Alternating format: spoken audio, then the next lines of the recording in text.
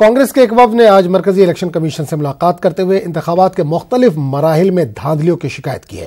कांग्रेस ने मुनज़्ज़म अंदाज में वोटों की गिनती कराने का कमीशन को मशवरा दिया है। इलेक्शन कमीशन हुक्काम से मुलाकात के बाद अभिषेक मनु सिंघवी ने कहा कि यूपी में एक खास तबके के वोटरों के नाम राय दहिंदों की फहरिस्त से हटाने की मुनज़्ज़म साजिश की गई है।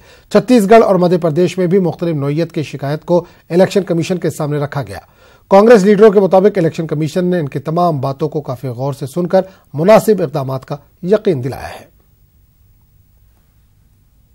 कि एक इलाके में सहारनपुर में जिसमें 167 पोलिंग बूथ हैं, वहां पर हमने पाया कि एक पोलिंग बूथ में 44 नंबर पोलिंग बूथ में डिलीशन, नाम हटाने की, नाम मिटाने की प्रक्रिया जो कानून में स्थित है, उसका घोर और चिंताजनक दुरुपयोग हो रहा है। वहां पर 100 में से 98 फॉर्म ऐसे पाए गए जिसमें गलत रूप से नाम गलत या व्यक्ति विशेष वहां था ही नहीं, या एक ही प्रकार से बिना सरनेम के एक ही हस्ताक्षर में एक ही इंक में सैकड़ों फॉर्म भरे गए। इसका मतलब ये है, इसका अभिप्राय और भी चिंताजनक है कि कोई एक वर्ग, कोई एक समुदाय जिसको आप समझते हैं जिनका वोट आपको नहीं मिलेगा, तो वो लोग, उनका नाम डिलीट करने का प्रयत्न किया जा रहा है।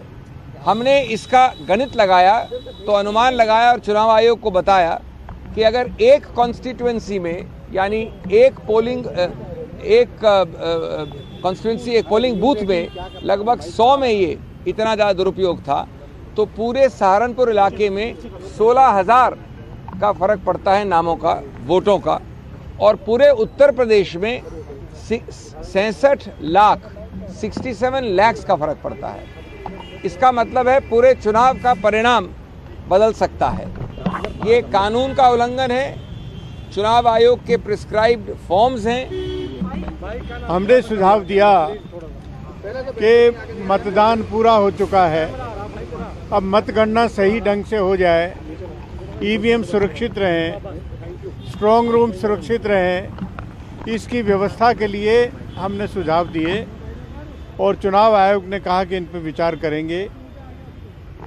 वहाँ पर देखा गया कि अनाधिकृत रूप से कुछ लोग अलग से स्ट्रांग रूम के इर्द गिर्द वहाँ सीसीटीवी कैमरा को ठीक करने के बहाने आते हैं, रहते हैं, घंटों लैपटॉप कंप्यूटर को लेके आते हैं, मोबाइल्स को लेके आते हैं, जिसकी परमिशन नहीं है।